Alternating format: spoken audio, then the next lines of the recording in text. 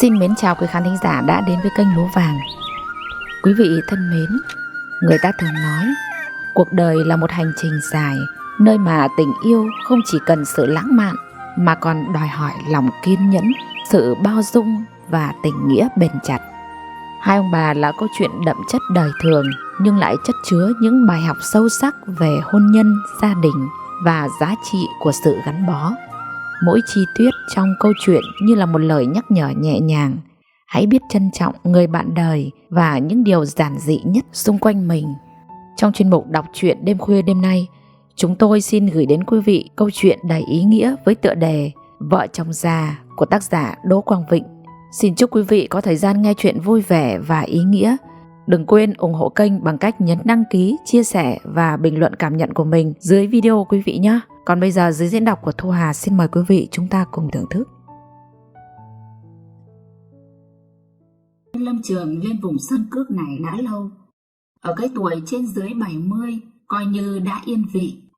Vì con cái đã phương trường, có nhà riêng hết rồi, có cháu nội cháu ngoại đủ cả. Họ sống ở xa, chỉ duy vợ chồng anh cả là ở gần. Căn nhà chỉ có mỗi hai ông bà nên nhiều lúc cũng buồn. Ông tuy đã 71 nhưng được cái vẫn dẻo dai lắm. Tối nào ông cũng lấy cớ này nọ và bắt bà phải ngủ cùng. Bà thì nghĩ, ôi dào, đến cái tuổi này thì ham hồ gì nữa, nên cũng thường xuyên né tránh. Vì sắp lên cụ rồi thì phải lên chùa lễ Phật, cầu tài cầu phúc cho con cháu. Mà đã lên chùa rồi thì phải kiêng đàn ông, các vãi chùa bảo vậy. Ông thì khác, mỗi khi các bà đến rủ bà đi chùa là ông gay gắt phản đối. Các bà đi đi, nhà tôi hôm nay bận rồi. Thực ra bà có bận gì đâu, ấy là ông sợ bà lại kiêng ông. Bực mình bà bảo, cả tháng có cái ngày rằm với mùng 1, người ta mới 50 đã phải đi chùa, tôi gần 70 rồi, sao ông cứ cấm tôi hoài vậy? Không, bà không được đi, người ta thế nào thì kệ, còn bà tôi cấm, sau này bà chết tôi cũng không cho ai đến tụng kinh. Khổ cho bà, ở cái xóm định cư này với vài chục các vãi sàn tuổi nhau, ai cũng đã lên chùa, nhìn họ mà bà phát thèm. Chỉ tại cái lão chó chết nhà bà nó sợ mất vợ mà cấm không cho bà đi, lại còn dọa lúc chết không cho ai đến tụng kinh. Thế này thì lão ác thật. Bực mình quá, bà ngửa mặt lên trời khấn một mình. Con lại trời lại Phật, phù hộ độ chỉ cho vợ chồng con cháu trong gia đình con được mạnh khỏe. Nếu chẳng may giả quá mà phải chết thì hãy cho chồng con chết trước để con còn được đi chùa. Trời đang nắng to bỗng nhiên râm mát, một cơn gió mát nhẹ nhàng thổi qua. Trời mát mẻ, ông nằm giường xem vô tuyến. Bà thảnh thơi cũng vào giường nằm bên, mở trộm quyển kinh nhà Phật ra đọc. Bỗng ông ho một tiếng, bà giật mình vội giấu quyển kinh vào đầu giường, ngoái đầu nhìn sang. Ôi, may quá, ông cũng vừa nhìn sang gọi. Tôi đang đau chỗ này quá, bà sang tôi bảo cái này. Biết ông định làm gì rồi, đang có dự định một việc, nên dù không muốn, bà vẫn giả vờ quan tâm để nhân cơ hội này bắt ông phải theo. Bà chạy sang ân cần hỏi. Nào, xem ông đau ở đâu? Đây, chỗ này đây. Ông cười hì hì. Khỉ gió, tôi biết ngay mà. Đang vui bà gợi chuyện. Ông này, tôi muốn bàn với ông thế này. Chuyện gì? Tôi với bà là một, chỉ cần tôi quyết là xong. Nhưng đây là chuyện bên ngoại, chả là các cậu sắp xây mộ các cụ. Ông tỏ vẻ thành thạo. Đàn ông con trai xây mộ các cụ là đúng, cũng như tôi ở quê phải chăm lo săn sóc. Năm ngoái đấy, bà thấy không, nhà mình về có tí tiền cái là khác ngay. Bà nghe chiều hướng thuận lợi nói. Đúng, nên tôi muốn cuối tuần này gọi các con về, ta bàn xem nhà mình về nên thế nào. Thế nào là việc của tôi, các con cho ý kiến, bà chỉ được nghe, không được nói. Đến nước này thì bà không chịu nổi nữa rồi. Bà hất tay ông khỏi đùi, bà cũng không kém. Này, ông đừng có coi thường tôi nhé, đây là việc nhà tôi chịu ông nhiều lắm rồi. Xây mộ bố tôi mà ông không cho tôi nói, vậy tôi là gì mà ông coi tôi như là cục... Bà thở hổn hển, mặc áo cài khuy rồi nói. Cự nhưng lại trấn tĩnh lại. Cục phân nhà ông à? Bà tức lắm rồi. Ông là cái đồ chả ra gì, Tôi đi chùa mà ông ác như quỷ, không cho tôi đi. Trong khi tôi chiều ông thối ruột. Thử hỏi ông lúc nào cũng muốn ôm tôi. Mà tôi là người của Phật, tôi chiều ông vậy mà. Bà thở hổn hển, vẫn vì ông là đồ trả ra cái gì? Trả ra cái chó gì? Nghe bà nói vậy, lại hành động hất tay ông ra, ông nghĩ. Hóa ra từ trước đến giờ bà ấy không thích. Chẳng kém cạnh, ông đứng phắt dậy mặc áo, chỉ vào bà. Này, bà không là gì với tôi đâu nhá. Nhìn lại đi. Tóc thì bạc, môi thì thâm, lại còn vô duyên. Đây nói cho mà biết nhé. Úi con sinh đang chờ. Trời, đồ Sở Khanh. Bà chợt nghĩ trong đầu và phân vân. Loại đàn ông. Uất ức quá, bà nói đại. Tôi biết thế này thì... Nghe vậy ông càng điên tiết. Bà không lấy tôi đúng không? Bà cũng chẳng vừa. Tôi bị ông lừa. Căng như sợi dây đàn, cộng với tính sĩ diện đàn ông lớn tiếng. Vậy bà nói tôi lừa để lấy được bà có phải không? Chả lừa mà lấy được tôi à? Ngày xưa tôi ối người theo, chưa biết thế thì làm sao? Thì tôi không thèm lấy ông. Ông bực mình không kém, tính tự ái nổi lên. Đồ gái già tóc bạc, vô duyên, đây nhé, không thèm. Bà tức quá. Cái đồ chân ống giang, đầu gối cổ lạc kia, báu lắm đấy. Ông thở hổn hển tuyên bố. Ly hôn, tôi và bà ly hôn. Bà tỏ vẻ bất cần. Thật không? Trời đang nắng, bỗng mây đen kéo về, từng tia chớp nổi lên ở phía đằng đông. Cơn mưa mùa hạ ập về, sấm chớp đùng đùng. Căn nhà 5 gian trở nên lặng lẽ, u ám. Bà dọn mâm cơm lên, lặng lẽ ngồi chờ. Ông ngồi xem tivi mà chẳng thèm đói hoài. Mặc kệ, bà vẫn ngồi, không ăn, cũng chẳng thèm mời ông sang ăn cơm. Không khí thật căng như sợi dây Mỹ đàn guitar. Bà cứ ngồi vậy, thỉnh thoảng liếc sang xem ông thế nào. Nhưng không, ông cũng chẳng thèm động tĩnh gì. Được, ta sẽ cho nhịn đói. Bà nghĩ vậy, nhưng bà vẫn chẳng dám ăn. Đã thế bà cũng lên giường nằm, bỏ mâm cơm nằm chỏng chơ giữa nhà. Miên man bà nghĩ về quá khứ, cái ngày ông bà mới lấy nhau. Thuở ấy ông là lái xe cho Lâm Trường, bà là công nhân. Bà được trời phú cho cái giọng hát hay. Mỗi lần có văn nghệ là bà được cả Lâm Trường ngưỡng mộ. Với chất giọng tuyệt vời, ông mê bà cũng do bà hát hay, lại cũng xinh xắn nữa. Hồi đó con trai mấy người đến tán, nhưng chẳng biết thế nào lại đồng ý lấy ông. Bà cười thầm. Ấy là cái ngày mới cưới, chẳng hiểu sao mãi chẳng thấy gì. Mỗi lần về quê, bà mẹ chồng cứ lườm với nguyết, lại còn tỉa đều bà thế này chứ. Nhà tôi có nuôi cá rô được đâu mà lại có thế này. Bà nghĩ mà lộn ruột, nhưng cũng phải câm nín, vì mình cũng có lỗi thật. Nhưng cái gì đến, nó sẽ đến. Bà có chừa thằng bố cả. Mẹ mày, phen này về quê thì bà cho mẹ chồng biết tay. Mới được 3 tháng, nhưng khi theo ông về quê, bà cứ như sắp đẻ đến nơi rồi. Bà mẹ chồng thấy con dâu thì đon đả. Có mệt không con? Vào giường nằm nghỉ để mẹ nấu cháo chân giò cho con ăn nhá. Nghĩ mà mát cả cái cỗ lòng. Trả bù cho mấy cái lần trước gọi người ta là cá rô đực, giờ chả đi xem. Rồi bà sinh thằng bố cả. Ấy cái giống đàn bà nó đẻ được một lần thì nó lại quen dạ. Cứ thế bà cho ra lò đến 7 đứa. Đến con mẹ út thì kế hoạch. Mãi suy nghĩ miên man, chợt nhìn lên đã 9 giờ đêm rồi. Bà dậy nhìn xuống mà mâm cơm vẫn còn nguyên. Thôi thì đánh tiếng gọi ông một câu. Ông có xuống ăn cơm không để cho tôi dọn? Chợt bà nghĩ, thôi chết dại quá, ly dị rồi cơ mà, nhưng lỡ mất rồi. Ông hình như chỉ chờ có vậy, cũng đứng dậy ra khỏi giường, ngồi vào bàn ăn cơm. Cả bữa cơm tuyệt nhiên không ai nói với ai câu nào. Xong bữa bà bỏ mâm, ông rót chén nước e hè một cái. Bà hiểu ý và ngồi đối diện, lên tiếng trước. Nào, ông bảo ly dị thì ai viết đơn? Ông hơi đắn đo một chút, vì viết đơn thì phải nộp lên xã, lại có ban hòa giải, rồi lại ra tòa thì xấu hổ chết. Các con các cháu mà nó biết ông bà bỏ nhau thì nó mắng chết. Nghĩ vậy ông bảo, thôi không cần đơn. Không đơn thì ai công nhận? Tôi và bà công nhận với nhau. Như thế là thế nào? Ông nhấp một ngụm nước rồi nói. Từ mai ăn riêng ở riêng, tôi ở nhà ngoài, bà ở trong buồng. Tất cả các thứ trong nhà chia đôi. Khách của tôi tiếc nhà ngoài, Khách của bà thì bà tiếp trong buồng.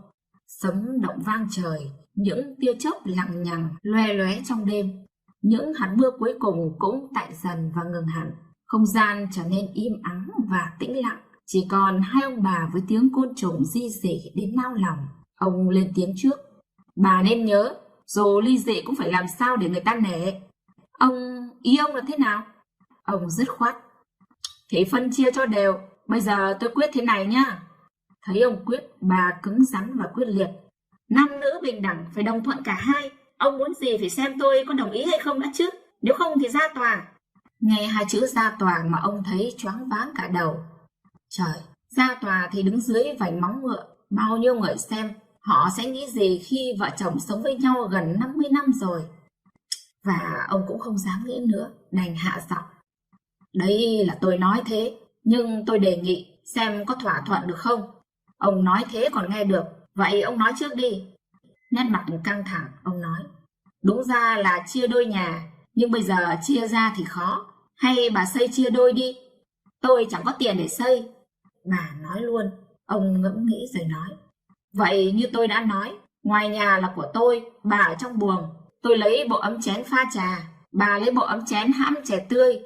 Cho bà cái bàn con, tôi cái bàn to. Bà vào đếm xem còn mấy tải thóc. Bà bật điện vào buồng, trở ra đáp. Còn 12 tải, có 5 tải gạo mềm và 5 tải khang dân, 2 tải lúa nếp. Vậy tôi lấy gạo mềm, bà lấy khang dân, còn lúa nếp chia đôi. Được, ông răng yếu tôi nhường. Thế còn các thứ khác? Lợn 2 con, chó 2 con, gà 15 con, các thứ khác chia tất. Bà tỏ vẻ băn khoăn. Thế còn cái nồi cơm điện, cái vô tuyến thì sao? Hay là băm đôi nốt? Sao lại băm? Đúng là đàn bà, băm ra thì dùng sao được. Bây giờ thế này, vô tuyến cứ để đấy, mỗi người xem một ngày. Nồi cơm điện, mỗi người một bữa. Như thế thì phải hôm đến lượt tôi xem mà không có phim thì sao? Mặc kệ, bà mở gì thì mở. Vậy nồi cơm, ai dùng sáng, ai dùng chiều? Thì thay nhau, nay tôi dùng trưa thì mai dùng chiều, cứ thế. Bà vẫn băn khoăn. Thế ông lấy ngoài nhà, tôi ở trong buồng, thì tôi đi ra đi vào bằng cách nào? Ông ngẫm nghĩ một lát rồi quả quyết.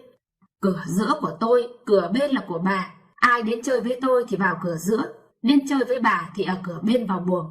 Tôi và bà đi về cũng phải nhớ đi cho đúng lối.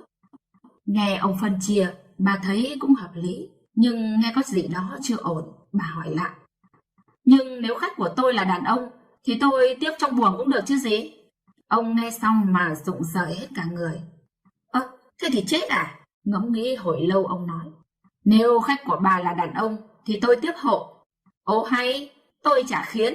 Người ta đến với tôi thì tôi ngồi nói chuyện. Vậy tiếp ngoài hè? Mất lịch sự, tôi không tiếp khách ngoài hè đâu. Căng thẳng khó quá, ông đành nói. Vậy tôi cho bà ngồi ngoài, mang nước và ấm chén của bà ra uống. Nhưng nếu lúc đó có khách của ông nữa thì sao? Khổ thật, mỗi chuyện có khách đã khó thế này. Ông vò đầu một hồi. Nếu thế thì cùng tiếp. Bà lại thắc mắc. Nếu khách họ đến chơi với tôi mà họ chót đi cửa giữa rồi thì có bắt người ta quay vào cửa bên hay không? Tùy, nếu là đàn ông thì thôi, còn đàn bà thì phải nhắc. Bà ra chiều thuận tình nói. Vậy bây giờ đồ của ông mang ra ngoài nhà, còn của tôi để trong buồng, đừng có mà ăn gian đấy. Gần nửa đêm, không gian yên tĩnh, tiếng chuyển đồ lịch xịch làm lũ chó trong xóm sủa inh ỏi. Đêm tĩnh mịch sao mà dài thế, miên man chợp mắt mãi rồi cũng tới sáng. Tiếng gà rừng gáy te te báo hiệu một ngày mới bắt đầu. Bà chợt giật mình tỉnh giấc, thầm nghĩ. Quái, sao trời vẫn tối om thế nhỉ? À, hóa ra đêm bà ngủ trong buồng, mọi sự việc ngày qua làm bà bừng tỉnh hẳn. Từ nay sẽ bắt đầu một cuộc sống mới, cuộc sống sẽ hoàn toàn khác bao năm qua. Ông và bà sẽ là người dưng, sẽ hoàn toàn không còn lệ thuộc vào nhau. Nghĩ đến đây một nỗi buồn mênh mang. Vậy là gần 50 năm gắn bó, bỗng chốc trở thành con số 0. Bà thấy luyến tiếc, nhưng thôi kệ, tại ông ấy chứ không phải tại mình đâu. Bà xuống bếp nhóm lửa đun ấm nước, hãm một tích thật đầy, còn một nửa tiếc rẻ bà rót nốt vào cái phích cho ông. Ông vẫn đang nằm trên giường, bà lặng lẽ ra ngoài đám ruộng mới cấy xem có cạn nước hay không. Ông trở dậy định đun phích nước, nhưng cầm vào đã thấy phích nước sôi đầy. Ông khoái chí nghĩ, hóa ra bà ấy vẫn còn sợ mình. Ông lấy gói mì tôm pha với nước sôi, ăn xong thấy ấm bụng, sang lão khoái làm ván cờ. Ông nghĩ vậy và đi luôn, không quên viết vài chữ. Trưa nay bà dùng nồi cơm, vô tuyến nay tôi xem. Chả là chiều nay có trận bóng đá. Nói đến bóng đá là ông mê luôn, nhất là nay Việt Nam gặp Thái Lan. Bà về nhà không thấy ông đâu, nhìn thấy mảnh giấy ông gài sẵn ở cửa. Mỉm cười, bà không nói gì, lặng lặng cắm nồi cơm. Sẵn có vài con cá vừa bắt được, mớ rau hái ngoài đồng, bà đem kho và nấu canh. Lần đầu tiên ngồi ăn một mình, bà thấy cũng buồn. Nhưng không sao, ăn là ăn, không phải đứng dậy vài lần vì mọi khi ông cứ sai. Phần ông sang lão khoái đánh cờ, lão bảo, nay bà nhà tôi đi vắng, ông ở đây uống rượu với tôi, có sợ bà ấy không thì bảo. Có, ông sợ thì có, tôi mà ông phải hỏi thế à? Không dám kể chuyện nhà mình, ông nói rất oai. Hai ông ngồi đến trưa, rượu vào thấy vui, ông nghĩ bụng, cho mụ già biết tay, lại còn tối nay nữa chứ, đừng có hòng mà xem cô dâu 8 tuổi. Nghĩ vậy ông đắc thắng khi biết vợ lão khoái đi thăm cháu tận 5 ngày nữa mới về. Hai lão sẽ thỏa chí mà chơi cờ, đến bữa lại rượu, chẳng sợ gì ai. Buổi chiều ông nói với lão khoái, tối sang tôi xem bóng đá. Ông ở đây ăn xong về xem. Lão sợ ông về ở nhà một mình buồn nên nài nỉ. Thế cũng được. Thực tình trong bụng ông rất vui. Bà nấu cơm buổi trưa, ủ một nửa đến chiều, ăn một nửa trả lại nồi cơm cho ông. Nhìn thấy cái tivi bà tiếc rẻ. Tối nay có cô dâu 8 tuổi mà chẳng được xem. Chiều tối thấy ông và lão khoái ngật ngưỡng dắt nhau về. Lão khoái đi đến cửa bên, định vào liền bị ông kéo lại. Đây, ông đi bên này, từ nay ông sang đây cứ đi cửa giữa. Lão ngạc nhiên hỏi, sao phải đi cửa đấy? Ông dương dương tự đắc, ôi, khách của tôi là quan trọng, nên đã vào nhà là phải đi cửa giữa. Bà nghe vậy thì ngứa tiếc lắm, ý lão coi thường bà đây. Được rồi, xem ai hơn ai. Bà thầm nghĩ và lẳng lặng vào buồng. Ở ngoài hai lão vừa uống rượu ngà ngà, mở tivi xem bóng đá gào thét rõ to. Nhất là ông cố tình trêu ngươi bà, nên thỉnh thoảng lại hét lên. Cho mày chết, công nhận vô tuyến hôm nay xem nét thật. Bà tức lộn ruột nhưng lại nghĩ, mai đến lượt mình xem, mình cũng làm cho ông ấy tức chết mới được. Càng về khuya, hai lão càng làm cho bà khó ngủ. Bà phải nhét 2 cục bông vào tai. Ngoài trời những cơn gió tây nhẹ nhẹ thổi. Rồi mọi chuyện cũng kết thúc sau trận bóng đá. Lão khoái cũng phải về nhà trong nhà. Bà thở phào nhẹ nhõm. Ông vẫn mở tivi rất to, cốt cho bà không ngủ được. Nhưng không sao, bà đã nhét 2 cục bông vào tai rồi, vẫn ngủ tốt. Ông cũng chẳng nói to được, vì chẳng lẽ nói một mình. Chợt ông có điện thoại. Thì ra thằng Có ở làng bên, nó gạ ông mai đánh cờ có sản phẩm. Ông mỉm cười nghĩ, ái chà, vậy là mai lại có đồ nhắm rượu rồi. Nói về đánh cờ thì ông thuộc hệ siêu cao thủ. Các đối thủ xa gần về gặp ông là ông cho đo ván hết. Nhưng ông rất khôn. Nếu đánh giao lưu thì ông đánh ơi, có thua có thắng. Nhưng chơi tới ván quyết định để cá cược cái gì thì đối phương chỉ có thua. Vì thế bạn đánh cờ rất nể ông, nhất là lão khoái. Cứ rảnh lúc nào là chỉ thích đánh với ông. Với ông chỉ cần vui, không cần thắng với những người bạn cờ trong làng. Về phần bà, sau khi đã ngủ một giấc, sáng bà vẫn dậy sớm đun nước, hãm chè, vẫn rót chỗ nước sôi còn lại vào phích cho ông. Nay bà làm những việc lặt vặt trong vườn, không đi ra đồng. Trong bụng thầm nghĩ về cái tivi hôm nay sẽ thuộc sở hữu của bà, mà ông không có quyền gì như tối hôm qua. Bà thích thú hình dung ra được cảnh ông chỉ được xem ké. Bà mở toàn kênh, ông không thích, cho ông tức nổ ruột như bà hôm qua. Ông ngủ dậy, đang định pha gói mì ăn sáng. Bà mừng rỡ chạy ngay vào nhà, vớ ngay cái điều khiển, bật loạn xạ các kênh. Trong bụng nghĩ ông sẽ rất tức, nhưng không, ông chẳng thèm nhìn vô tuyến, chỉ nhìn bà quát. Đây là lãnh thổ của tôi, sao bà tự tiện vào mà không hỏi tôi? Bà giật mình vì đã vi phạm lãnh thổ, nhưng bà vẫn không chịu bèn nói. Nay đến lượt tôi xem tivi, vậy tôi ngồi ở đâu để xem? Bà quay nó ra ngoài, ngồi cửa buồng, hoặc ra ngoài hè mà xem. Trời, lão này ác thật, nhưng không sao, ngồi đâu cũng được, miễn mở được vô tuyến. Bà nghĩ vậy, và thực tình bà chẳng biết xem cái gì ngoài phim Cô dâu 8 tuổi. Rồi bà cũng lặng lẽ quay tivi ra ngoài, lấy cái ghế, chuẩn bị cho cuộc tra tấn ông. Thấy bà quay tivi đi lấy ghế, ông quay đi, cũng chẳng thèm pha mì tôm ăn sáng nữa. Ông đang nghĩ đến trận cờ giao chiến với thằng Cóm, cái thằng người Dao, đánh cờ thì chẳng ra gì, nhưng hay khoe khoang. Phen này ông cũng sẽ ơi những ván đầu, và đập chết những ván quyết định, và ông quyết định đi luôn. Địa điểm vẫn là nhà lão khoái. Bà chẳng hiểu gì, chưng hửng lại nghĩ. Đi đâu thì đi đâu thì trưa hoặc chiều, cùng lắm là tối, ông ấy cũng phải về. Bà bèn sang nhà con Cả, gọi thằng cháu, kiếm cho bà cái ghế xích đu. Bà kê ở ngoài hè, chờ ông về và sẽ mở vô tuyến. Đúng như dự định, cả buổi sáng, ông và thằng Cóm cứ lúc thắng lúc thua. Đến khoảng 10 giờ nó sốt ruột đề nghị đánh ván này làm con gà, mấy bác cháu uống rượu. Nhất trí, ông vui vẻ. Thế là đúng như dự đoán, thằng Cóm thua. Buổi chiều cũng vậy, thằng Cóm lại thua ở ván cuối cùng. Nó quyết định mời ông ở lại để tối nay đánh tiếp. Bà bác ghế chờ dài cổ đến 10 giờ đêm, chẳng thấy ông về, buồn ngủ quá, đành ấm ức đi ngủ. Những con gió mùa hè thổi về mát lạnh, xa xa những con đom đóm lập lòe bay lượn. Đã mấy ngày liền ông không về nhà ăn cơm. Thằng Cóm cũng sợ không dám rủ ông đánh cờ nữa. Chiều nay vợ lão khoái cũng về. Ông và lão khoái đang đánh dở ván cờ. Nhìn đồng hồ, lão khoái thủng thẳng. Chiều nay bà ấy về rồi, đỡ mệt. Như mấy hôm vừa rồi mày có ông sang, chứ ở nhà một mình thì chán chết. Ông cơ quan trọng, chính thế anh em mình lại vui. Hai ông ngồi gần đến 5 giờ chiều thì nghe thấy tiếng xe ông xịch xịch ngoài cổng. Bà vợ lão khoái khoác cái túi đi vào, thấy hai ông vẫn ngồi chơi cờ, sân nhà thì bừa bộn, liền cào nhào. 5 giờ chiều rồi, không quét dọn nhà cửa cơm nước mà vẫn ngồi đó hả hai ông? Lão khoái nhìn sang trách vợ. Vừa về đến nhà đã làm ẩm lên. Để đấy, hết ván này tôi dọn. Vừa lúc đó bà ra giếng rửa mặt, thấy chậu bát đĩa liền làm ẩm lên. Ăn xong bát đĩa để ngập ngụa, sân nhà không quét, cứ ngồi đấy mà đánh cờ. Thế đổ các ông... Ông nghe vậy tự ái đứng dậy và nói. Thôi nghỉ, tôi về.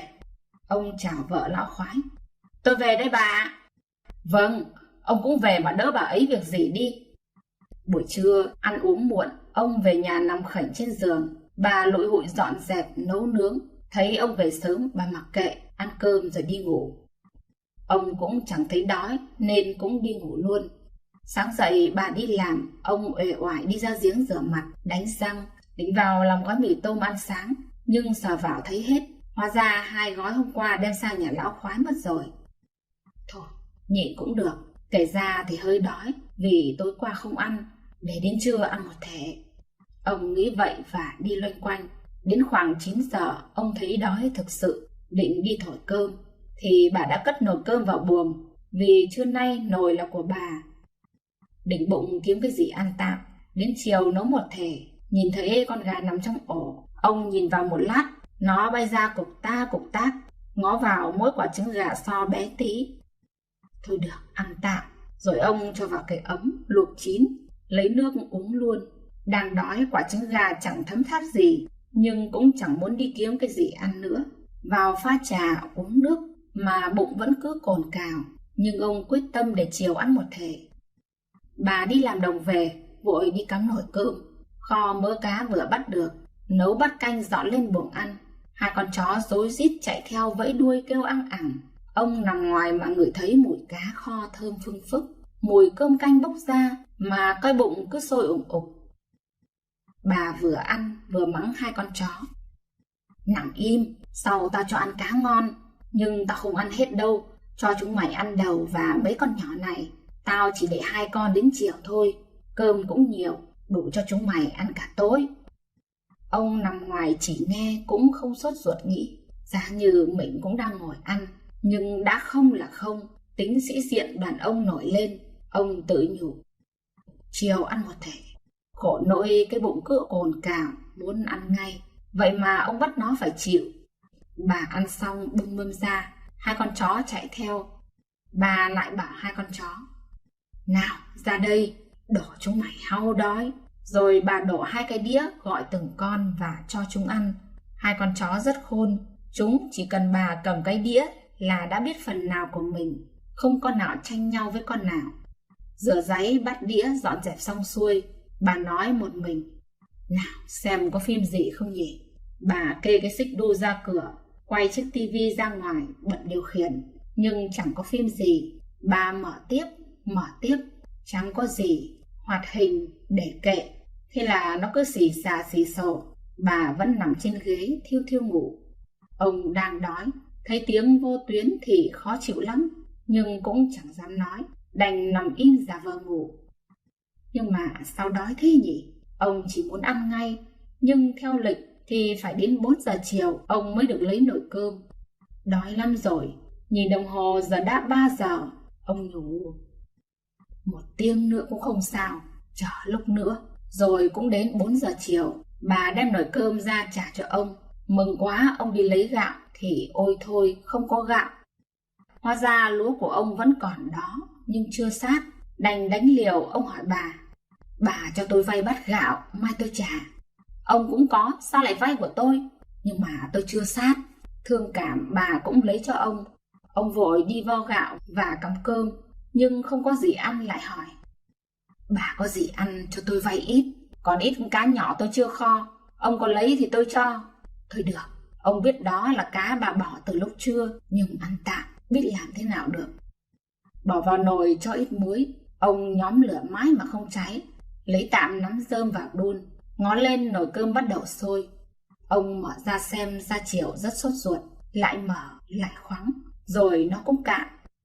Chờ vài phút, ông lấy bát đũa, bê luôn cả nồi cá lên. Cơm chưa ráo hẳn, ông vội vàng xới ra bát, để cả nồi cá, rồi ông ăn.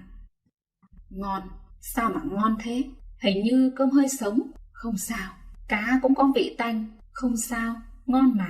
Sao mà ngon thế? Đời ông chưa bao giờ được bữa nào ngon như hôm nay. Ăn xong ông nằm thở phì phò, mồ hôi vã ra như tắm, và ông thiêu thiêu ngủ.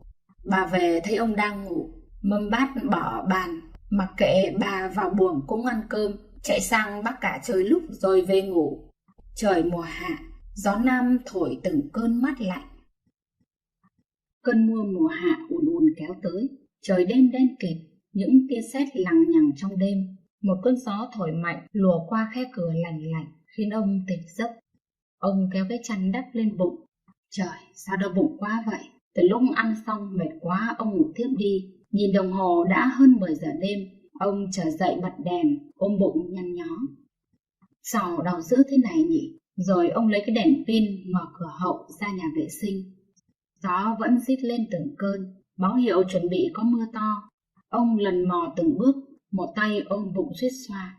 Chết rồi, ông bị Tào Tháo đuổi. Một lần, hai lần, ông mệt nhọc vác cả mồ hôi, tay bám chặt thành nhà vệ sinh.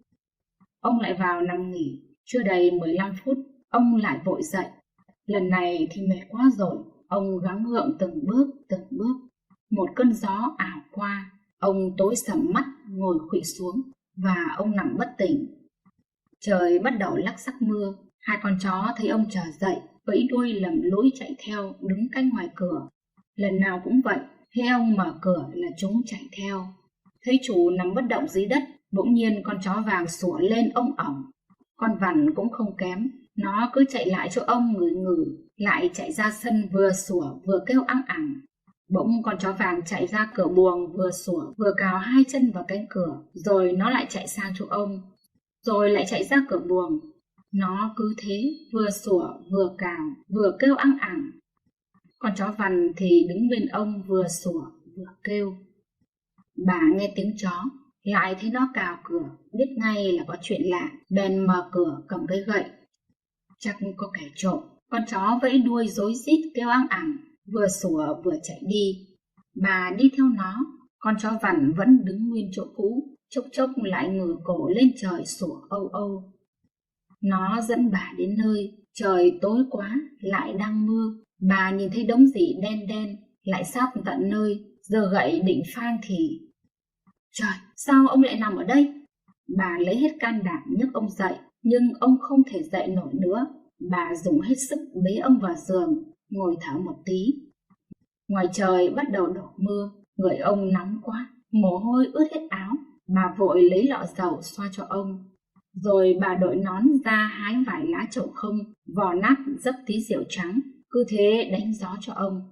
Rồi bà lấy chậu nước, pha tí nước nóng, lau người, thay áo cho ông mà quên phát rằng ông bà đã ly dị.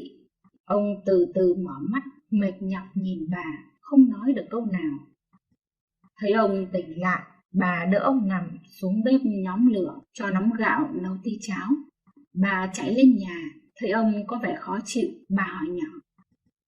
Ông thấy thế nào? Ông chỉ tay xuống phía dưới. Bà không hiểu gì hỏi lại. Ông muốn cái gì? Ông ngượng ngập nói nhỏ. Thay cho tôi cái quần, tôi ị ra rồi. Trời ạ, sao mà khổ thế? Rồi bà lật đật mở tủ lấy cái quần, chậu nước ấm, cái khăn lau sạch sẽ, thay quần, đắp cái chăn lên bụng cho ông. Chạy đi lấy cái bô nhựa để vào gầm giường, lại chạy xuống bếp ru củi cho nồi cháo đang sôi. Cứ thế bà chạy như con thoi. Bà xuống bếp đập mấy củ hành khô cho tí muối, vài lá tía tô, kinh giới, thái nhỏ bỏ vào bát cháo để đầu giường. Đỡ ông dậy và bón cho ông từng thìa. Ông ăn xong bát cháo nằm xuống, khe khẽ bảo. Bà đừng vào buộc nha, tôi sợ lắm. Bà không nói gì, thoáng nghĩ.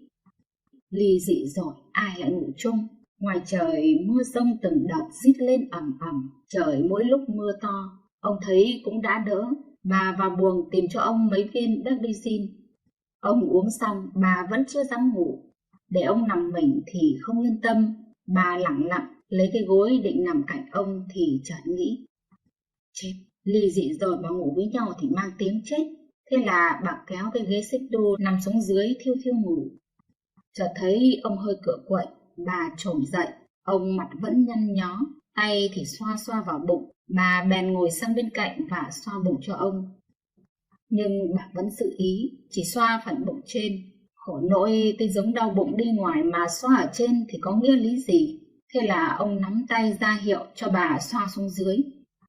Lúc đầu thấy bà ngượng ngượng, nhưng thôi kệ, mỏi quá bà đành nằm xuống bên cạnh, vừa xoa vừa nhắm mắt cho đỡ mỏi. Rồi bà ngủ mất từ lúc nào không hay.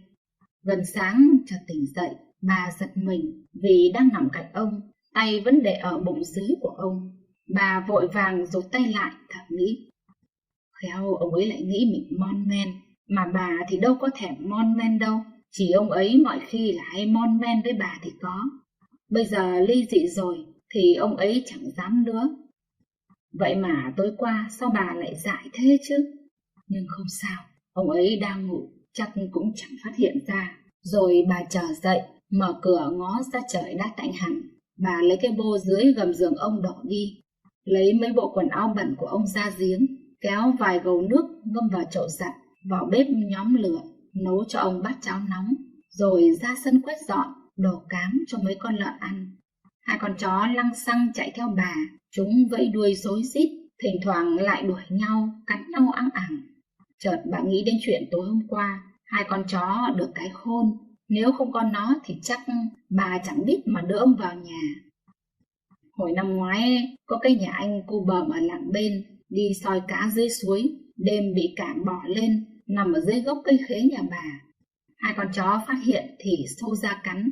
Một lúc sau nó chạy vào, cứ thế cào cửa quèn quẹt. Thấy vậy bà gọi ông dậy, hai ông bà chạy theo con chó ra đến nơi, thấy anh ta nằm ngất xỉu, đầu ngoẹo sang một bên, nước dãi phè ra hai bên mép. Bà thấy thế bèn hô hoán hàng xóm. Mọi người đưa anh ta vào nhà đánh gió, rồi đưa lên trạm xá, may mà cứu kịp. Ấy, nhà anh ấy thế mà cũng tử tế đáo để. Sau đợt ấy vợ chồng mang cái lễ con gà sang xin nhận làm con nuôi. Nhưng bà bảo, chả phải con nuôi gì hết, có gì thỉnh thoảng qua chơi với ông bà là được, gặp người hoạn nạn, ai chả cứu. Tết vừa rồi anh ấy lại biếu ông bà hộp bia, chả biết cái bia Halida gì đấy. Các ông ấy uống cứ khen ngon, bà thì bà chả thích. Hôm ông ấy rót cho bà một cốc, vừa đưa lên miệng là một hớp. Thế là bà nhổ bỏ vội. Sao mà nó khai thế, hệt như nước đáy trâu. Với bà cứ trẻ tươi hãm đậm, thỉnh thoảng có cỗ làm vài chén rượu trắng là thích nhất. Chứ còn vài cây bia, 2 lít thì bà chịu. Vừa mãi suy nghĩ, bà vào bếp thấy nồi cháo cũng đã nhừ. Bà ra vườn 20 lá tía tô kinh giới, bỏ mấy hạt muối trắng, ít mì chính, bưng lên để bàn gọi ông dậy. Bà nghĩ ấy là cái anh đau bụng đi ngoài là cứ phải ăn thế, ăn xong cho mấy viên Bepizin là khỏi tiệt. Nghe bà gọi, ông mệt mỏi trở dậy. Bà bảo, ông đừng có mà đi ra ngoài, để tôi lấy chậu nước nóng cho mà đánh răng rửa mặt. Rồi bà chạy ra lấy nước, lấy khăn và dặn. Xong ông cứ để đấy, lát tôi vào tôi dọn cho. Ông cảm động không nói được gì, bỗng dưng thấy cay cay nơi khóe mắt. Một lát sau bà trở vào, thấy ông đã ăn xong. Bà đi đổ chậu nước, rửa bát đũa và chuẩn bị ra đồng. Trước khi đi bà cầm cái điều khiển vô tuyến đưa cho ông và bảo, này tivi đến lượt ông, nồi cơm trưa nay cũng của ông, nhưng nếu ông mệt thì trưa nay tôi nấu hộ. Sáng bình minh, từng đàn chim ríu rít đùa nhau trên cây bưởi trước sân. Bình minh mùa hạ sau trận mưa hồi đêm, trời trong vắt, những tia nắng lấp lóa sau núi dọi thẳng vào trong nhà. Ông người vẫn còn rất mệt, uể oải nằm xuống giường, tay với cái điều khiển tivi. Bà quải đôi quăng gánh ra đồng. Đang nghĩ tới đám ruộng hôm nay phải tháo nước, bà bước đi thoăn thoắt, sắn quần lội xuống ruộng. Lúa đã xanh rỉ, có mấy đám cỏ mọc trà ra ruộng. Bà dùng liềm cắt sạch sẽ, trong bụng mừng thầm. Chắc năm nay lúa tốt. Đang mải mê, chợt có tiếng ai ý ới gọi.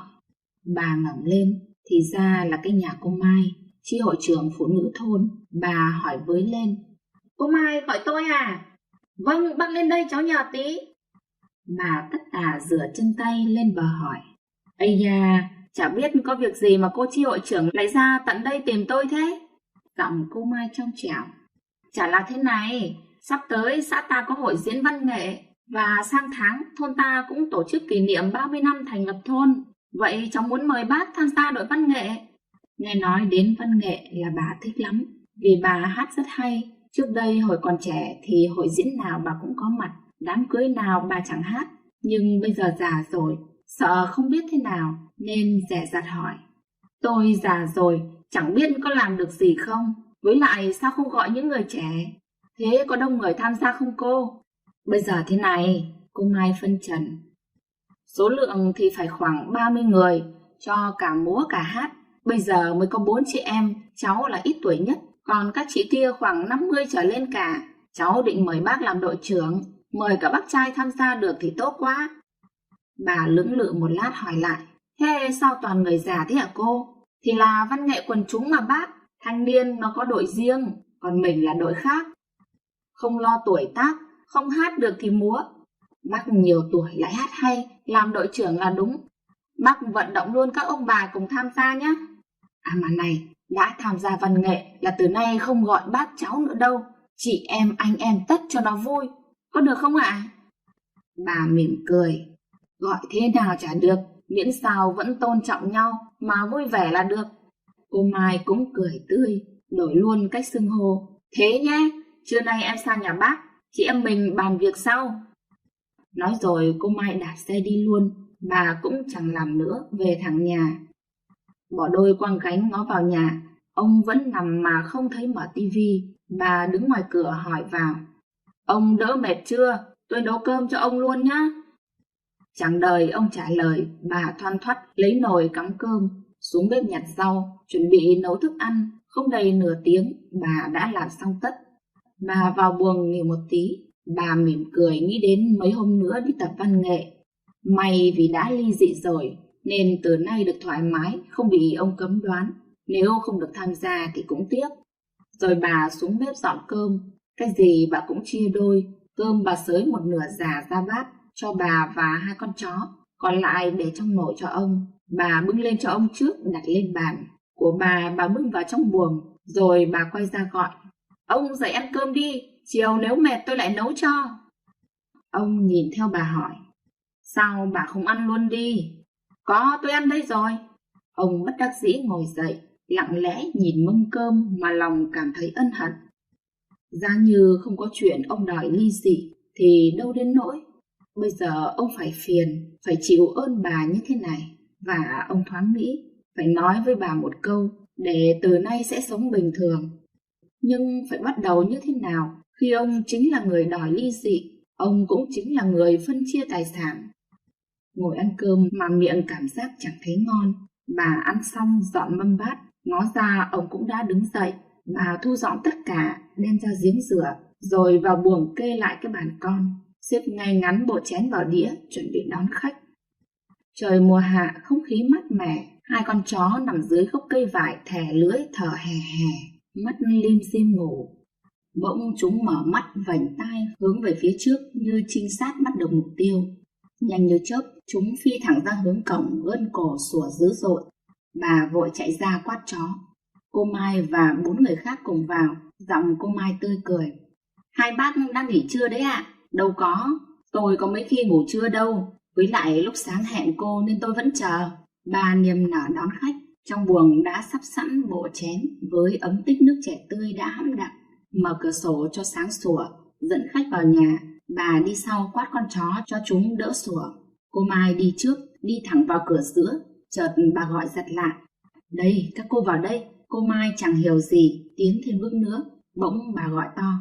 Đã bảo đi vào đây mà. Cô quay lại hỏi. Sao vậy? Chị không mời chúng em vào nhà à? Có, nhưng ở trong này.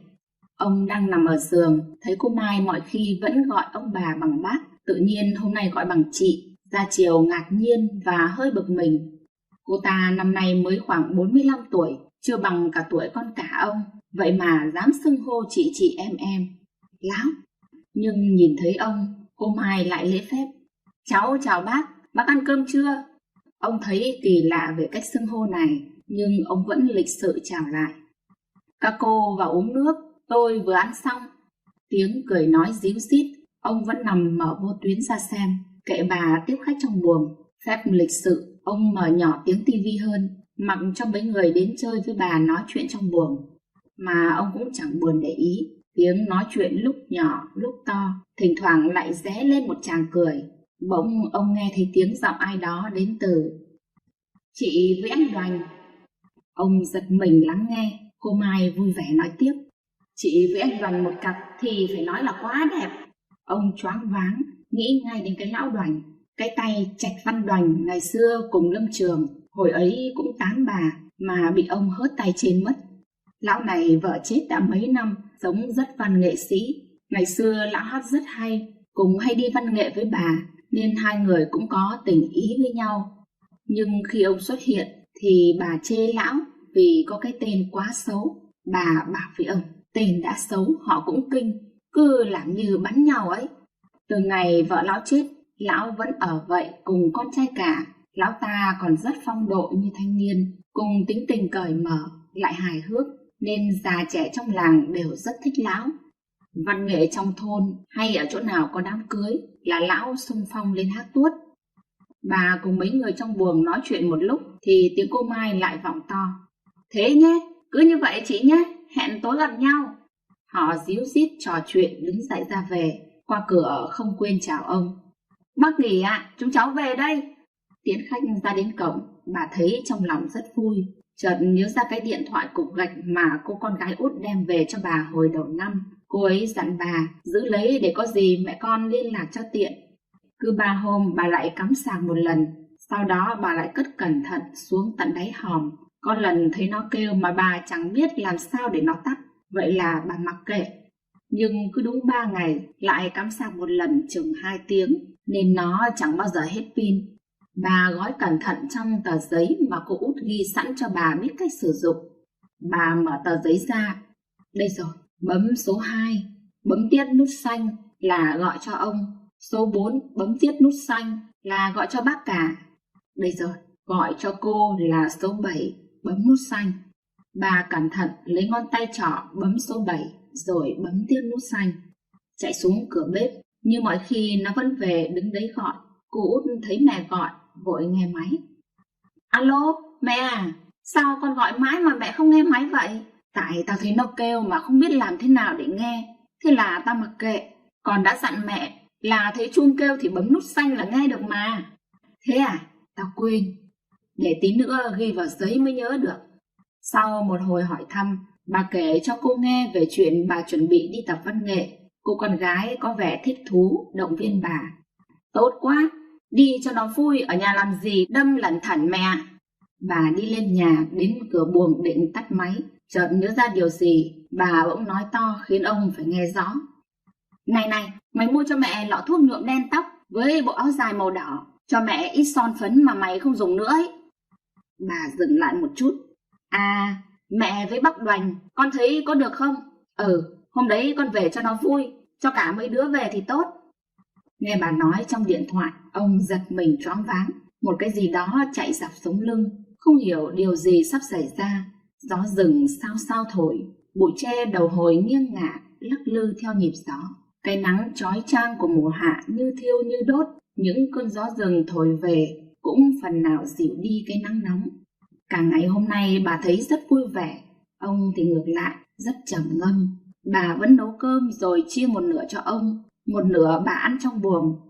Buổi chiều sau khi cơm nước xong, bà tắm rửa rất sớm, vui vẻ khác hẳn với vẻ mặt đăm chiêu mấy hôm trước. Bà cứ đi ra đi vào, thỉnh thoảng lại nhìn ra cổng. Mới chập tối đã thấy bà sửa soạn quần áo, vừa đi vừa hát. Ông đầu óc bồn chồn như sắp bị mất một cái gì đó mà không thể diễn tả nổi.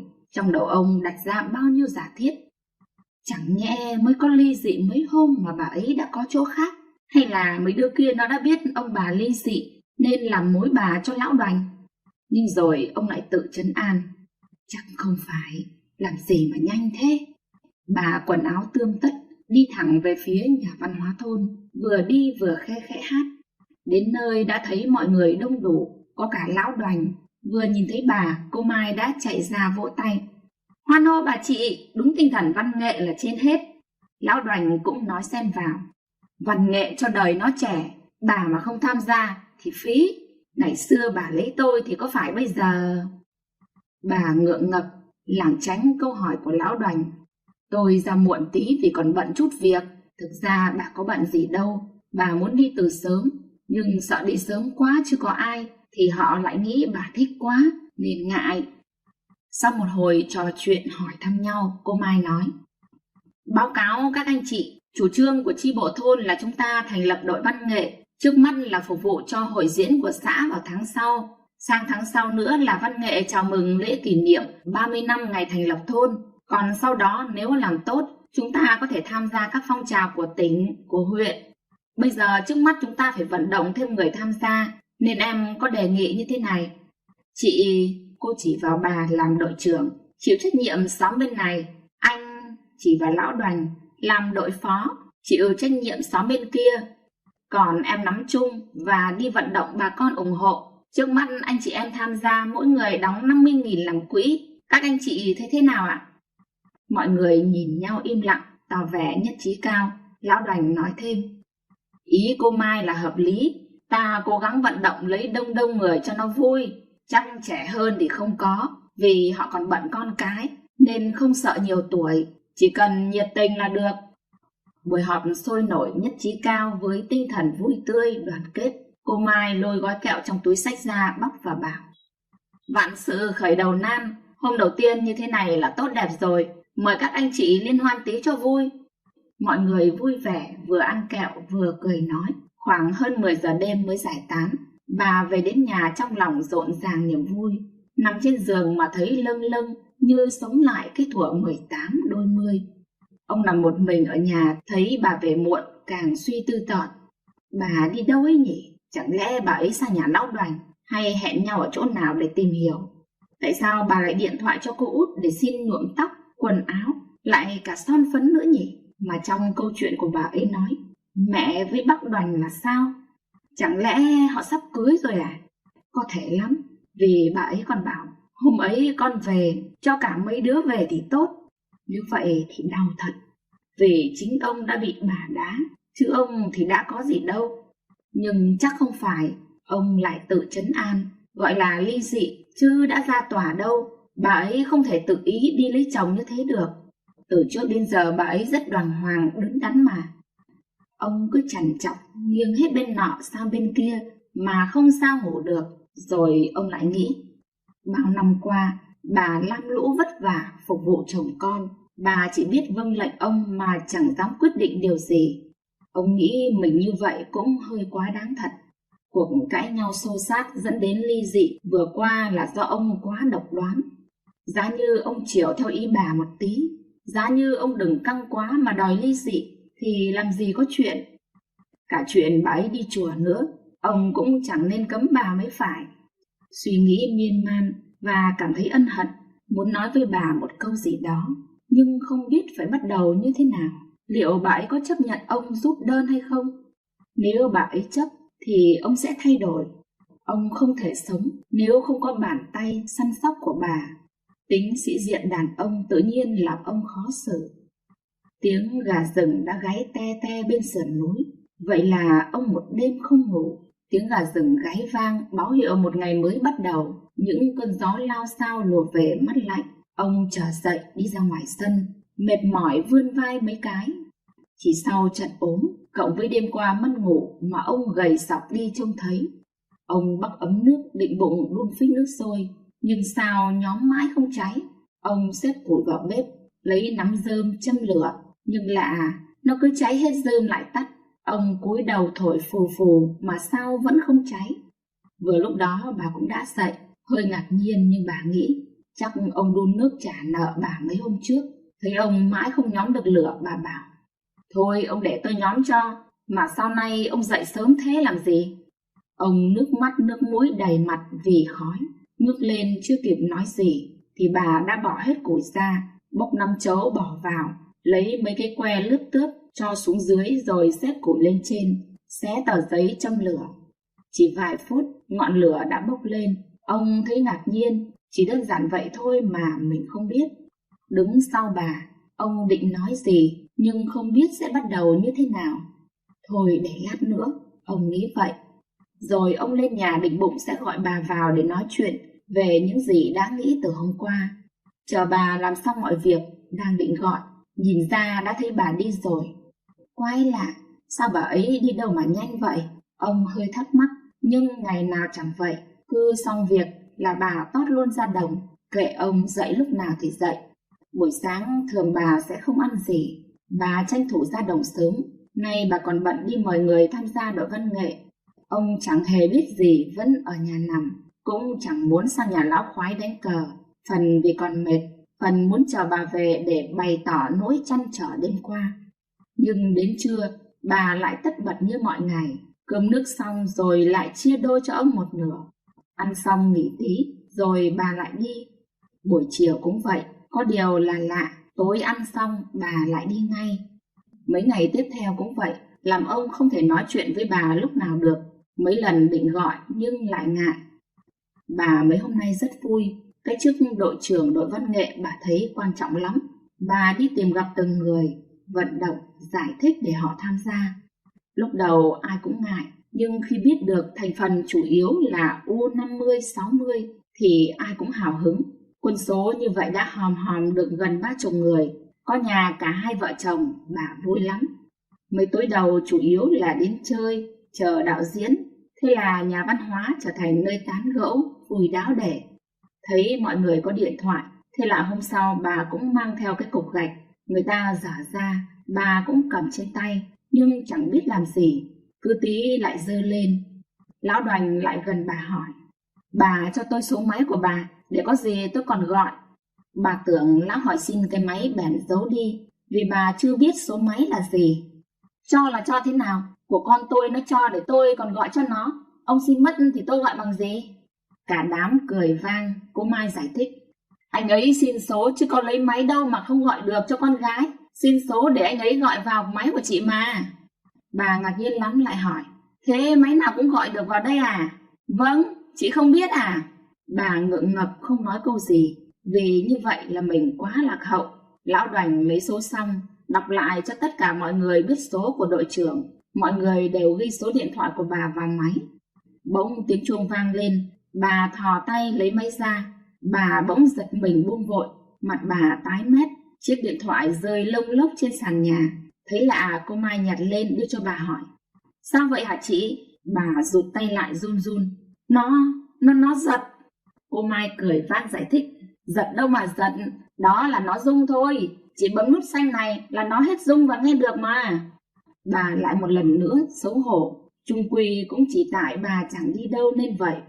Cái lão Đoành bản tính vẫn thế, hay trêu đùa như trẻ con. Hôm qua bà tức điên, mắng cho một trận. Chả là lúc vào hội trường, thấy cậu Văn Hóa đang mở băng ca nhạc, bà bảo: Có bài Màu Hoa Đỏ thì mở cho vui đi chú. Thế là lão nhìn bà cười nhăn nhở bảo: Mày mở Modern Talking cho chị ấy nghe. Bà nghe vậy ức quá, quay sang lão nói to: Này, ông đừng có mà xỏ xiên nhá. Tắc hay không thì kệ bố người ta, can hệ đến nhà ông à? Lão Đoành ngạc nhiên hỏi: Tôi bảo thế thì ảnh hưởng gì mà bà cáu với tôi? Chẳng vừa bà sán tay chỉ vào mặt lão nói lớn: Ông vừa bảo ai quần đen tắc kinh, tôi không phải không biết đâu đấy nhá. Cậu Văn Hóa và cả đám được fan cười vỡ bụng. Cô Mai thấy vậy lại phải đứng lên giải thích cho bà: Đó là cái tên của ban nhạc nước ngoài. Bà hiểu ra và cũng cười theo. Đêm miền sơn cước, gió thổi từng cơn mát lị. Trong lòng bà vui phơi phới, nghĩ tới những đêm tập văn nghệ dưới ánh trăng. Cái thời tiết mùa hè thật khó chịu. Những cơn mưa chợt đến, chợt đi, trả lại những ngày nắng chói chang. Ở cái miền sơn cước này được cái dễ chịu hơn miền xuôi, nên ban đêm thường mát. Đã mấy ngày nay, ông lúc nào cũng trăn trở về những gì đã xảy ra. Ông muốn nói gì với bà một câu, cốt để bà hiểu mà khó quá. Phần vì bà chẳng mấy khi cho ông cơ hội tiếp xúc, phần vì ông không biết sẽ bắt đầu như thế nào. Đã mấy đêm liền, giấc ngủ chẳng lúc nào yên. Nó cứ trằn trọc, bồn chồn làm sao ấy. Nhiều lúc cảm thấy lo sợ. Nếu bà dứt khoát thì cuộc sống sẽ ra sao? Ông sẽ như thế nào trong quãng đời còn lại? Nếu chẳng may một trong hai người có chết đi thì người còn lại có thể đi ở với các con. Nhưng đằng này tâm trí ông dày vò, chợt ông nảy ra một sáng kiến. Thôi, mình sang tâm sự với lão khoái, biết đâu lão sẽ có thể giúp được mình. Nghĩ đi nghĩ lại ông thấy đúng, vì người ngoài cuộc thường tỉnh táo hơn người trong cuộc những khi rối trí. Và lại ông và lão khoái tuy không phải là anh em nhưng thân nhau như ruột thịt, có chuyện to chuyện nhỏ gì thì đều tâm sự, chia sẻ với nhau cơ mà. Nghĩ vậy ông tạm yên lòng, nằm ngủ nhưng nó cứ chập chờn làm sao ấy. Bà từ hôm đi tập văn nghệ thấy mình như trẻ lại rất nhiều. Bà mong cuối tuần cô con gái sẽ về, sẽ nhuộm cho bà mái tóc thật đen này, và bà cũng sẽ đánh phấn này. Đánh qua qua thôi, chẳng người ta biết thì xấu hổ chết, cho hơi hơi tí son môi nữa chứ. Cái lão Đoành chả hiểu sao dạo này cứ trêu bà, thật là ghét. Nhưng có lão bà lại thấy vui vui. Bà cũng cảm thấy chẳng ân hận nhiều vì chuyện ly dị với ông nữa, vì nếu không thì chắc ông sẽ không đồng ý cho bà đi văn nghệ. Nhưng bà lại nghĩ nếu ông muốn rút đơn thì bà cũng chấp nhận, vì vợ chồng sống với nhau gần 50 năm rồi, đói khổ cơ hàn còn chịu được nữa là bây giờ. Nhưng nếu rút đơn mà không được đi văn nghệ thì thật là quá buồn. Sau giấc ngủ chập chờn, sáng nay ông quyết định sang nhà lão khoái. Vừa sang đến nơi đã thấy lão và thằng Cóng đang ngồi đánh cờ. Vừa nhìn thấy ông lão đã lên tiếng trước: Ông mấy hôm nay chết ở đâu mà không sang chơi? Sao nhìn người hốc hác thế kia? Ông bị ốm à? Chưa kịp trả lời lão khoái, thằng Cóng tiếp luôn: Này bác cháu mình làm tí chứ. Vì sang đây không phải mục đích đánh cờ nên ông nói: Mấy hôm nay mệt nên cũng chẳng muốn chơi. Thằng Cóng thấy ông nói vậy xì một tiếng rồi nói: Sợ thì thôi, để hai bác cháu nhà cháu chơi, bác ngồi đấy mà xem. Ông nghe thấy khó chịu nhưng cũng kệ cho nó và lão khoái chơi vài ván, chán rồi nói về, ông sẽ tâm sự với lão khoái sau. Ông nghĩ vậy nên cố chờ. Khổ nỗi nó cứ ngồi mãi không chịu về. Ông bèn bảo thằng Cóng: Mày cứ bắt nạt ông ấy, có dám đánh với tao 50.000 một ván không? Thằng Cóng nhe răng: Vô tư. Nó nghĩ nay ông mệt nên từ chối từ đầu rồi. Vậy là lão khoái đứng dậy cho ông chơi. Lẽ dĩ nhiên là nó thua chóng vánh. Sang ván thứ hai nó đòi tăng lên gấp đôi. Ông cảm thấy cay cú và đồng ý luôn. Bây giờ ông sẽ không nhượng bộ nữa. Chỉ sau vài nước, cờ nó không thể nhúc nhích, biết không thể thắng được, nó cười cười. Thôi, hòa bác nhá. Không, ông dứt khoát. Lão khoái thấy căng quá xen vào. Thôi 50-50, ông cũng nói luôn. Được, nhưng mày thôi để tao với ông khoái đánh nhá. Thằng Cóng chẳng biết làm thế nào đành đứng dậy ra về. Lão khoái được đánh với ông thì thích lắm, vì không bị ông ép như thằng Cóng. Vậy là chỉ còn mình lão khoái. Ông bày bàn cờ vừa chơi vừa vào đề. Tôi có chuyện này muốn tâm sự với ông, và chỉ duy nhất mình ông góp ý cho tôi. Tuyệt đối xin ông đừng kể với ai, kể cả bà ấy. Lão khoái bỏ quân cờ xuống và nói. Này, ông có chuyện gì mà hệ trọng thế? Vậy thôi ta vào nhà. Phải ngập ngừng một lúc ông mới dám kể đầu đuôi câu chuyện về mâu thuẫn giữa hai ông bà. Những chuyện ông cấm đoán bà đến khi ông đòi ly dị. Lúc đầu khi vợ lão khoái đi vắng thì ông rượu chè vui chơi, bỏ mặc bà. Rồi đến khi ông nhịn đói cả ngày, tối nấu ăn không chín bị ngộ độc. Và cái đêm hôm đó bà đã cứu sống ông như thế nào. Đến bây giờ vì biết ông không biết nấu ăn nên hàng ngày bà vẫn nấu hộ. Giờ này ông muốn bà đồng ý cho ông rút đơn. Lão khoái nghe ông kể xong thì trầm ngâm một lát rồi nói. Kể ra đàn ông mình cũng hơi quá đáng. Các bà ấy tuy mồm quang quác vậy, nhưng bụng dạ lại chẳng có gì. Chuyện của ông để tôi nghĩ đã. Chắc là sẽ ổn. Nhưng mình phải tự điều chỉnh một tí ông ạ.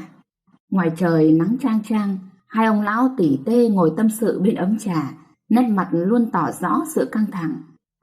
Gió rừng thổi từng cơn, hình như trời sắp nổi cơn mưa. Trời đột nhiên đổ cơn mưa, sấm chớp đùng đùng. Hai ông già đang trầm ngâm suy nghĩ, chợt bà vợ lão khoái ở đâu về, bà đon đả. Trời ạ, lâu nay mới thấy ông sang, tốt nhất là đi tập văn nghệ đi, vui lắm. Ông chẳng hiểu gì, lão khoái đế ngay. Mấy hôm nay các bà ấy cứ rủ, nhưng tôi ngại, vì mình già rồi, văn nghệ văn gừng gì nữa. Hay tôi và ông thử tham gia xem sao? Văn nghệ gì? Thế các bà dạo này tối đi tập văn nghệ đấy à? Bà vợ lão khoái thích chí. Đúng là đổ các ông, đội văn nghệ được lập cả chục ngày nay rồi, nghe nói vẫn thiếu người. Thôi hay ông vào đi cho vui. Lão khoái đế luôn. Bà ấy cứ bảo từ mấy hôm nay nhưng tôi ngại. Hay anh em mình cũng tham gia đi, có gì đâu, 50.000 tiền quỹ mà. Nhưng tôi thấy vui là chính. Ông nghe nói vậy hỏi, liệu già thế này có sao không? Quỹ quan trọng gì, tôi gửi bà quỹ cho hai anh em luôn. Nếu cần tôi sẵn sàng ủng hộ thêm. Bà vợ lão khoái thích chí cười nói. Đội trưởng là vợ ông, phụ trách là cô Mai. Nếu các ông nhất trí thì để tôi hỏi luôn, tối nay đến nhà văn hóa. Nói rồi bà bảo lão khoái lấy máy. Bà gọi cho cô Mai là có hai ông muốn tham gia nữa. Cô Mai thấy vậy mừng rỡ. Ôi tốt quá chị ơi, vậy tối nay bảo các anh ấy đi luôn nhá. Đạo diễn đang kêu thiếu người kìa. Tiền thể vừa kiếm được của thằng Cóng 100.000, ông đưa ngay cho vợ lão khoái.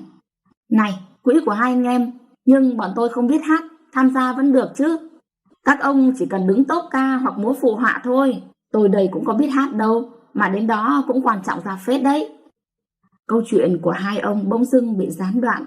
Cả ông và lão khoái tự dưng cuốn theo chủ đề tập văn nghệ. Ông thì áy náy vì bà làm đội trưởng, nhưng không sao, cô Mai nhất trí là được. Ông và lão khoái quên ngay chuyện kia, hẹn nhau tối sang nhà văn hóa ra mắt đội văn nghệ. Như mọi ngày ăn xong là bà tất tả đi ngay. Tối nay bà và lão Đoành phải tập cho ăn ý bài. Trên công trường rộn tiếng ca, bài hát có giọng vừa phải, không cao quá. Nhưng đạo diễn yêu cầu là phải ăn khớp, cử chỉ hai người phải thật tình cảm. Bà thấy ngại ngại khi đứng bên lão, lại phải 3-4 lần ngả đầu về phía lão. Ông thấy bà đi cũng khóa cổng sang nhà lão khoái. Vợ lão đang chờ nói. Đi thôi, chắc nay có thêm người thì đạo diễn thích lắm. Mấy hôm cứ ca cằm là thiếu người khó sắp xếp. Tới nhà văn hóa, ông đã thấy rất đông các ông bà đang cười cười bàn tán sôi nổi. Cô Mai thấy vậy mừng rỡ đon đả. Chào hai anh, đúng quá đi chứ. Các anh tham gia thế này là góp phần xây dựng cho xóm thôn thêm sôi nổi. Ông cảm thấy vui vì khác hẳn những suy nghĩ trước đó, được đón tiếp nồng nhiệt, lại thấy vị trí của mình cũng quan trọng. Bà thấy ông trong lòng cũng cảm thấy vui vui, nhưng lại có gì đó cảm thấy ngại ngại. Đạo diễn đến sau khi thấy cô Mai thông báo, nay có thêm 2 thành viên mới. Nhìn thấy ông, anh ta mừng như bắt được vàng. Tuyệt vời! Ông... À anh cầm cờ là hợp lý nhất, vì anh có cái dáng người cao. Bài tốp ca hôm nay là bác đang cùng chúng cháu hành quân, bà và lão Đoành cầm nhịp, cả đội hát theo. Ông cầm cờ chạy về phía trước phất cao, hai người hai bên chỉ tay về phía trước. Dáng ông cao cầm cờ nhìn rất hùng dũng, bà với chất giọng mạnh mẽ cùng lão Đoành khiến đạo diễn rất hài lòng. Anh ta nói: Cảm ơn bác. À anh, động tác của anh thật tuyệt vời. Ông cảm thấy tự hào liếc nhìn bà. Tiếp theo là tiết mục song ca. Trên công trường rộn tiếng ca. Với chất giọng thì bà và lão Đoành khỏi cân chỉnh nhiều, nhưng về động tác thì đòi hỏi khi hai người đến bên nhau phải nắm tay nhau thật thân mật. Đến đoạn nào cùng nhau xây quê hương thì bà phải ngả hẳn đầu vào ngực lão Đoành. Tông múa phụ họa phía sau gồm 6 đôi, ông và cô Mai một đôi, yêu cầu nắm tay nhau và quay lộn theo nhịp hát. Sau khi được hướng dẫn, ông cũng nghe ra nhưng rất ngại vì phải múa cặp với cô Mai còn quá trẻ. Nhưng cô Mai thì rất hào hứng, chẳng suy nghĩ gì. Bài hát được thể hiện rất mượt mà, các đôi múa phụ họa theo nhịp rất ăn ý. Bỗng đạo diễn yêu cầu dừng lại. Đề nghị cặp hát chính hát tình cảm hơn. Rồi anh ta kéo bà và lão Đoành sát vào nhau nói: Đến đoạn này là yêu cầu tay anh và chị phải nắm chặt nhau, đầu chị phải ngả sát vào ngực anh. Nói rồi anh ta kéo sát hai người lại với nhau, đưa tay hai người cầm nhau và đẩy đầu bà ép vào ngực lão Đoành với cử chỉ âu yếm như đôi tình nhân. Ông giật mình. Sao lại thế? Lão Đoành nhăn nhở. Anh đã bảo mà, cứ nép vào ngực anh một tí có sao đâu. Bà mỉm cười thẹn thùng. Như thế khó lắm, đạo diễn cho động tác khác đi. Nhưng lão Đoành kiên quyết. Có gì đâu, nào như thế này. Rồi lão nắm tay bà, vòng tay qua eo, đẩy đầu bà gần sát ngực nói: Thế này đúng không đạo diễn? Đúng, chỉ thế thôi mà. Rồi mắt ông tối sầm, trong lòng trỗi lên một cơn giận dữ vì sự lo lắng chất lên cao. Đêm mùa hạ vùng Sơn Cước, lũ trẻ được nghỉ hè rủ nhau đi xem tập văn nghệ, nô đùa như nắc nẻ. Đêm xóm nghèo vùng Sơn Cước rộn tiếng hát của đội văn nghệ cao tuổi. Trẻ con theo ông bà ra nhà văn hóa đùa nhau sằng sặc. Kết thúc buổi tập đầu tiên, lòng ông chứa bao nỗi vui, xen lẫn những ưu tư. Vui vì cô Mai trẻ thế mà múa cặp với ông vẫn rất vô tư. Mắt nhìn ông cười rất tươi, khiến tâm hồn xao động. Nhưng ưu tư vì cái lão Đoành, hắn sao mà thân mật với bà như vậy. Đành rằng lên sân khấu thì nó chỉ là hình thức, nhưng ai lại thân mật đến thế? Về đến nhà mà lòng ông không khỏi băn khoăn.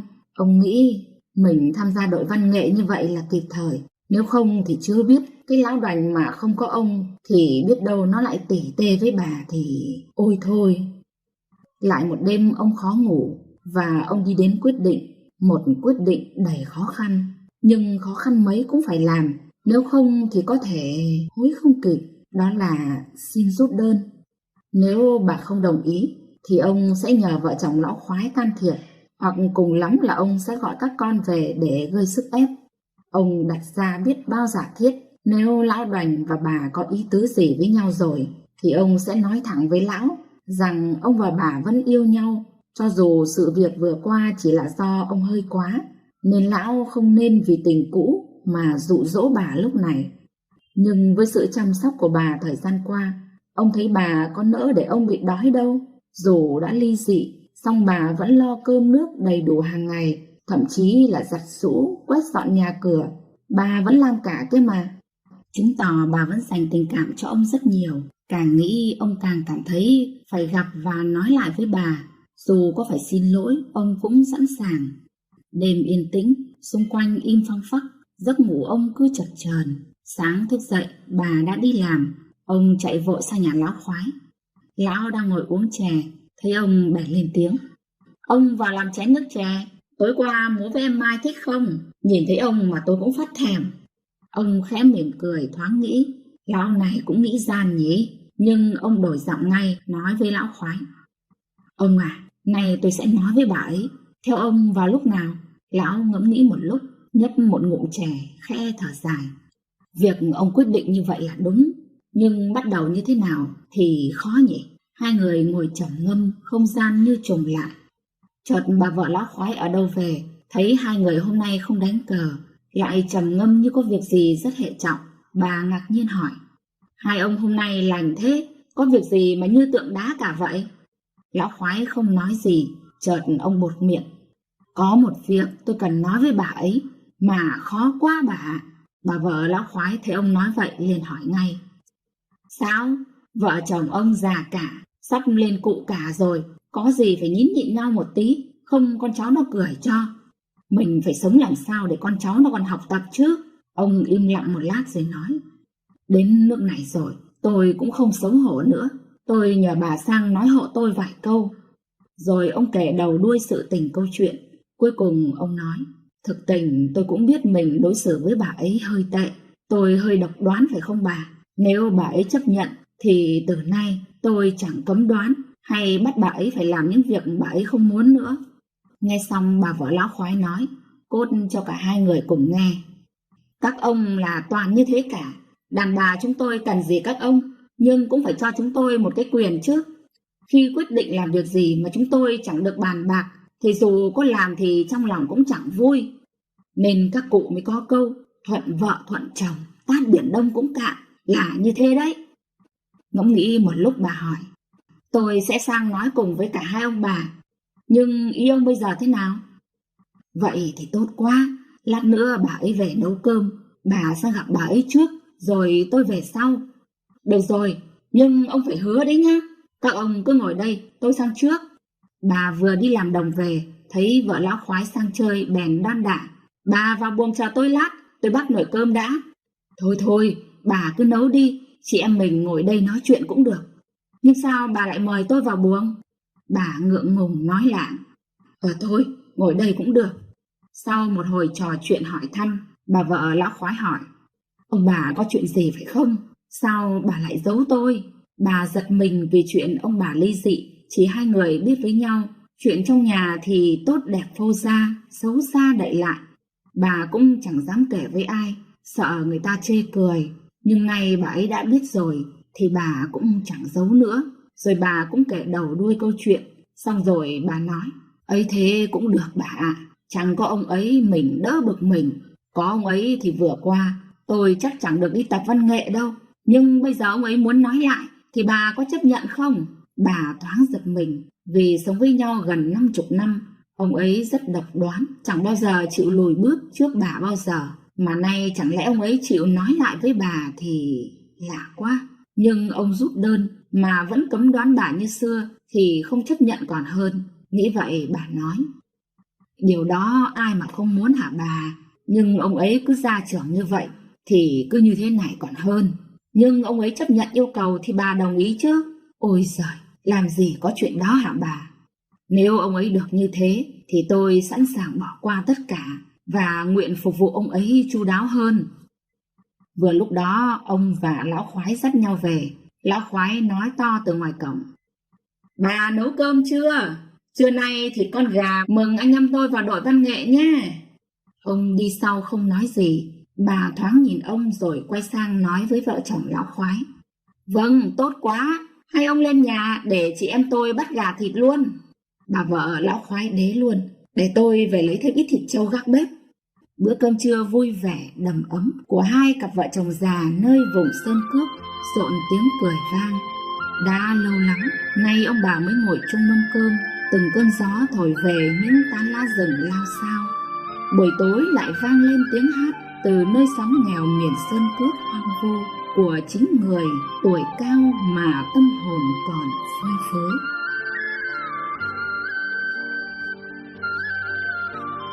Quý vị thân mến, quý vị vừa nghe xong truyện ngắn Hai ông bà của tác giả Đỗ Quang Vịnh qua giọng đọc Thu Hà. Cảm ơn quý vị đã quan tâm theo dõi. Xin kính chào và hẹn gặp lại quý vị ở các video tiếp theo trên kênh Lúa Vàng.